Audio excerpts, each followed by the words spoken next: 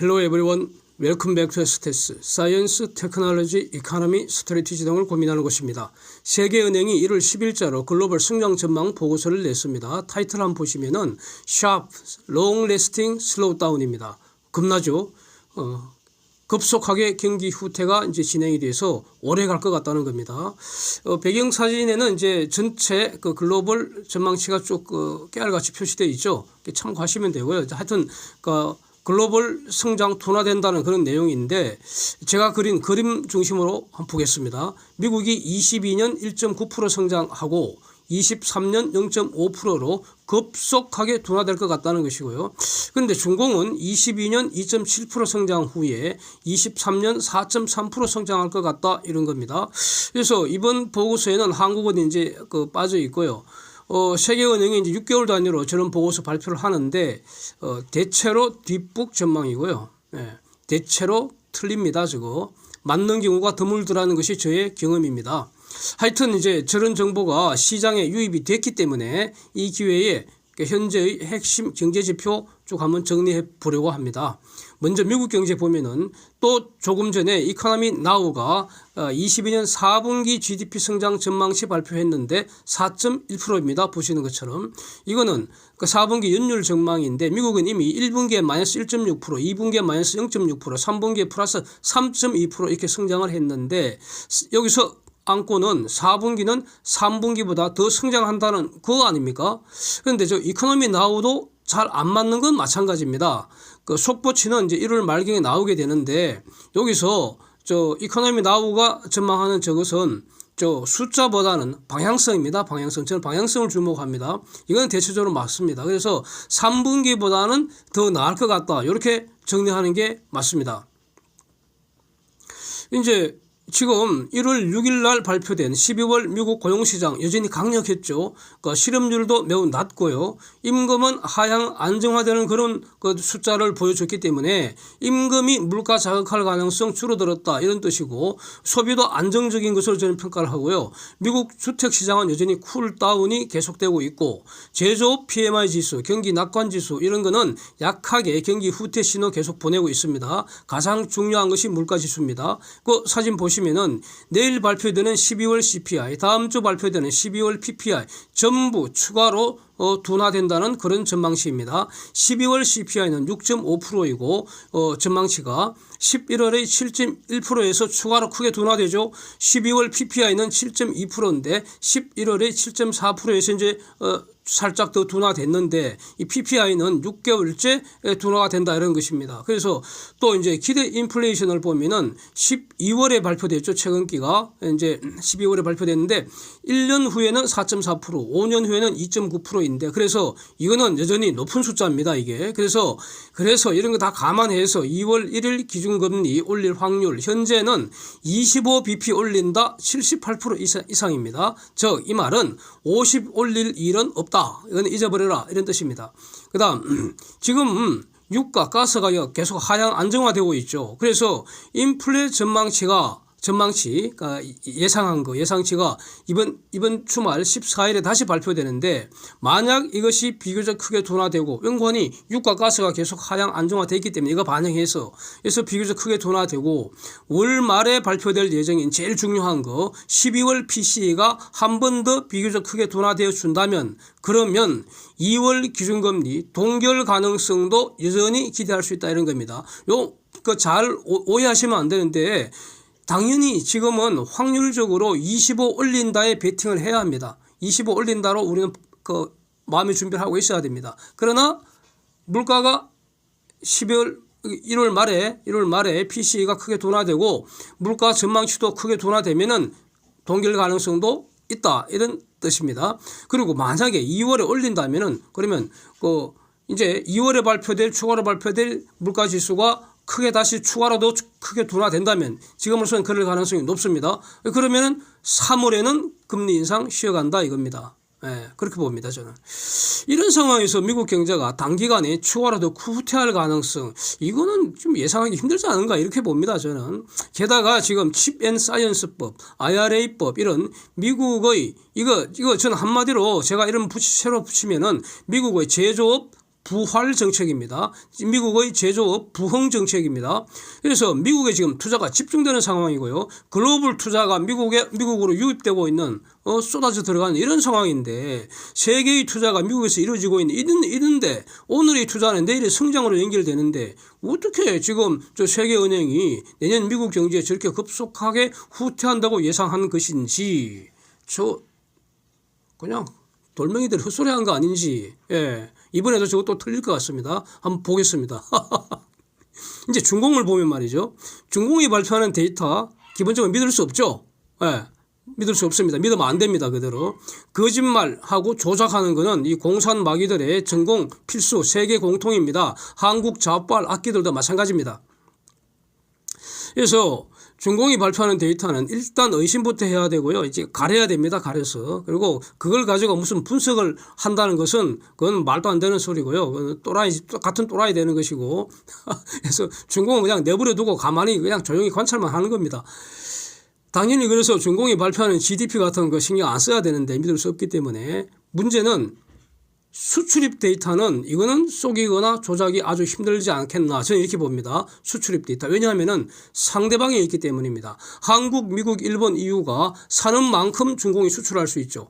또 한국, 미국, 일본, EU가 파는 만큼 중공이 수입할 수 있기 때문입니다. 그래서 지금 중공 12월 수출입 데이터가 13일 발표 예정입니다. 이 중공 애들은 뭐 예정했다가 또 연기되고 이러기 때문에 하여튼 그건 그때가 봐야 하는데 지금 전망치가 나왔습니다. 12월 수출 마이너스 10%.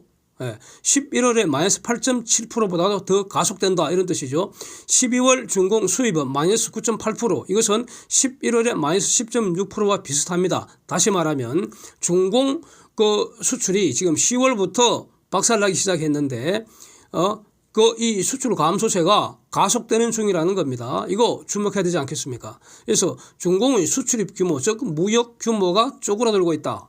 이것은 반도체 중심으로 진행되는 게 아닌가 이겁니다. 반도체가 없으면 IT 제품은 물론이고요. 전 산업, 모든 산업의 생산이 지장을 받게 됩니다. 반도체 고파서 수출할 물건 만들지 못하는 그런 징표 아닌지 이거 주목해야 되지 않겠습니까? 과연 코로나 봉쇄를 푼다고 해서 즉 코로나에 대해서 중공을 다시 오픈한다고 해서 반도체 기근이 해결되겠습니까? 안 되겠죠. 코로나 봉쇄할지 말지 이런 거는 중공이 정책적으로 선택할 수가 있지만 반도체 기근은 중공이 해결 불능입니다. 그래서 세계은행이 말한 sharp, long lasting slowdown은 중공과 차이컴 리스크가 큰 국가에게나 해당되지 않겠습니까? 그래서 그 다음에 이제 이 반도체나 전자기기 기업들 중심으로 이미 중공 탈출이 지속되고 있는데 외국인의 중공 투자가 줄어들고 있는 이런 상황인데 중공이 내수만으로 그 세계은행이 전망하는 저런 성장률 달성할 수 있을지 저는 매우 의문입니다. 저는 매우 의문입니다. 그래서 그 다음에 중공의 내수를 논할 때 중공 부동산 거품도 심각하잖아요. 저거 전부 다 내수 침체 요인 아닙니까? 그래서 근데 여기서 더 살펴야 될 게 지금 중공의 숨통을 꽉 쥐고 있는 게 미국 아닙니까? 그래서 숨통을 숨쉬게 해줄 수 있는 것도 미국입니다. 그런데 미국 의회 권력을 누가 잡았습니까? 바로 케빈 메카시입니다. 공화당이죠. 그러면서 이 케빈 메카시가 당선되자마자 의회 권력을 잡자마자 딱 1승이 나왔습니다. 초당적 중국 특별위원회 만들어서 세 가지를 하겠다는 겁니다. 1. 중공, 즉 중국 공산당 부상을 부사부겠다. 2번 중공이 빼앗아간 일자리 다시 찾아오겠다. 넘버 3. 우한 바이러스 기원조사해서 손해배상 받아내겠다.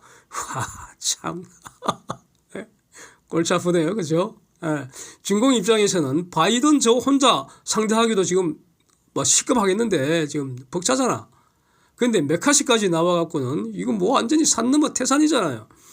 중공에 넘어간 일자리 다시 찾아온다. 그러면 중공은 그만큼 실업된다는 거 아닙니까? 그만큼 GDP 쪼그라든다는 뜻입니다. 예? 이런 상황인데 중공이 무슨 수로 내년에 4.3% 성장을 하겠다는 겁니까? 예, 세계은행 전망은 이 부분 중공 부분에서 가장 크게 틀리지 않을까 싶습니다. 이제 한국은 11월 경상수지가 마이너스 6.2억 달러 이제 적자가 났다는데, 그래서 이게 좀 속설입니다. 이거는 21년 11월 68억 달러 흑자와 비교하면은 속이 많이 쓰리잖아요. 근데 저는 이거 뭐 크게 걱정할 필요는 없지 않은가 싶습니다. 1월에서 11월 전체로는 흑자 규모가 21년에 822억 달러에서 22년에 244억 달러로 대략 578억 달러가 싹 사라졌습니다. 예, 그런데 이제 이것은 이제 그동안 분석 많이 한 것으로 저는 알고 있습니다. 영상이 많이 있죠. 근데 이제 가장 큰 이유가 수출 감소한 가운데 에너지 수입이 급증한 탓 아니겠습니까? 에너지 수입 급증. 에너지는 수입해야 되니까요. 가격이 많이 올라 있으니까요. 예, 그렇고. 그래서 이 수출 감소는 중공에 대한 반도체 수출 감소가 주된 원인이라는 겁니다. 근데 이거 당분간 지속되지 않겠습니까? 중공에 대해서 지금 무역수지 적자 상태인데 이거 해소하려면 어떻게 해야겠습니까? 세월 지난다고 저절로 해결 안 되잖아요. 그러니까 결국 남는 것은 한국도 중공을 대체하는 무역의 쇠판을 짜야 할 것이다. 저는 이렇게 정리가 되고요. 그 다음에 이제 세계은행이 말하는 글로벌 성장률 둔화, 그건 맞겠죠. 뭐 그건 다 인정합니다. 뭐 세계은행이 지금 전망한 저걸 전부 다 까는 게 아니고요. 예, 전부 다 까는 게 아니고, 예, 대체적으로 맞을 겁니다. 따라서 한국 경제는 개방 경쟁이기 때문에 한국 성장률도 상당히 영향을 미치겠죠. 이걸 다시 한번 정리를 해본다면은 지금 한국에서는 내수 부문에서 주택, 특히 아파트 상투에 물린 사람들이 지금 아파트 가격 거품이 빵 터져버렸지 않습니까? 그 빵 터지면서 이게 더 심화되고 있습니다. 그래서 완전히 지금 생난리입니다. 생난리. 그야말로 생난리입니다. 어느 정도냐? 17개월째 아파트 거래가 싹 실종됐습니다. 이거. 예? 아파트 거래와 관련된 모든 그 돈이 돌질 않는다고요. 예. 이 전부 다 내수 산업입니다. 그런데 금리는 폭등했습니다.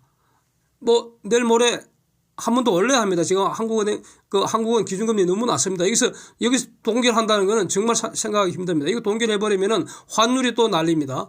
그래서 이 환율 날리면은 무역 수지 적자가 더 확대됩니다. 그래서 안 돼, 올려야 합니다. 올려야 하는데, 그러니까 내수는 지금 급속히 침체되는 것이다. 이렇게 정해야 됩니다. 이걸 데이터로 본다면은 10월, 11월 소매 판매, 전월비, 전년비 모두 감소세가 확대되고 있습니다. 가속된다는 뜻입니다. 그러면은 이 지금 소매 판매가 바로 소비를 나타내는 건 아닙니다. 보통 보도를 보면은 소매 판매 줄었다고 소비 줄었다 바로 이렇게 하면 이건 틀린 겁니다. 소비는 애그리게이트 개념이고 컨셉이고요. 소매 판매는 저거는 오프라인 그냥 소매 판매 그 내용입니다. 물론 소비의 중요한 요소인 건 맞지만, 그래서 소매 판매, 오프라인에서 소매 판매 팍 줄어든 거, 이거를 온라인 쇼핑이 만회할 수도 있습니다. 그래서 제가 온라인 쇼핑이 얼마나 크게 늘었는지 이걸 체크를 했는데 크게 는 사실은 없습니다. 찔끔 늘었습니다. 결국 4분기 소비 줄었다 이렇게 보는 게 맞고요. 소비 줄었다. 4분기 내수는 침체에 가깝다 이렇게 봐야 할 것 같고요. 이보다 더 심각한 거, 이것이 뭡니까? 내수죠. 내수보다 더 심각한 것이 해외 부문 침체입니다. 즉 순수출 X 빼기 M입니다. 21년 4분기 44억 달러 흑자였는데 22년 4분기는 마이너스 184억 달러 적자이기 때문에 그 X 빼기 M의 변동 효과는 마이너스 228억 달러입니다. 제가 그린 그림 같이 참고하시죠. 그래서 근데 여기서 이제 4분기 그러니까 10월 11월 투자는 늘었습니다. 보시는 것처럼.